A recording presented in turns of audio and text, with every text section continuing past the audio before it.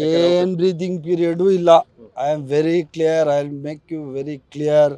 ಇದರಲ್ಲಿ ಯಾವುದೇ ನಂದಾಗಲಿ ಮುಖ್ಯಮಂತ್ರಿಗಳ ಪತ್ನಿಯವ್ರದ್ದಾಗಲಿ ಯಾವುದೇ ಪಾತ್ರ ಇಲ್ಲ.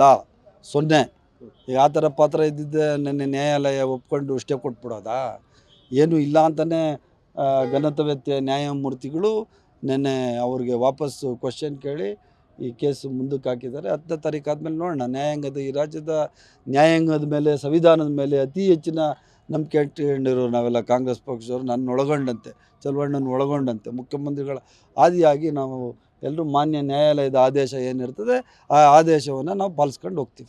ಅದನ್ನು ನೀವು ಇ.ಡಿ. ಅವರು, IT ಅವರು, CBI ಅವ್ರನ್ನೇ ಕೇಳಬೇಕು. ನಮ್ಗೇನು ಗೊತ್ತು? I don't know. ನನಗೆ ಗೊತ್ತಿಲ್ಲ. ನನಗೆ ಗೊತ್ತಿಲ್ಲ. ಅದು ಅವ್ರನ್ನೇ ಕೇಳಿ. You have to ask him. ಇವಾಗ ಇದ್ರ ವಿಚಾರ ನಿಮ್ಗೆ ಗೊತ್ತಾಗಾಯ್ತಾನೆ? ಹಂಗಾರೆ ದಯವಿಟ್ಟು ಪಾಸಿಟಿವ್ ಮಾಡ್ರಿ.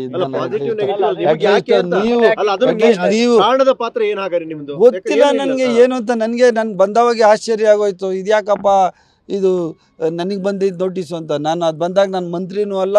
ಅದಾದಮೇಲೆ ನಾವು ಯಾರಿಗೂ ಸೈಟು ಕೊಟ್ಟಿಲ್ಲ, ತಗೊಂಡಿಲ್ಲ. ಮಾನ್ಯ ಮುಖ್ಯಮಂತ್ರಿಗಳ ಪತ್ನಿ ಕೊಟ್ಟಿದ್ದು ನ್ಯಾಯವಾಗಿದೆ.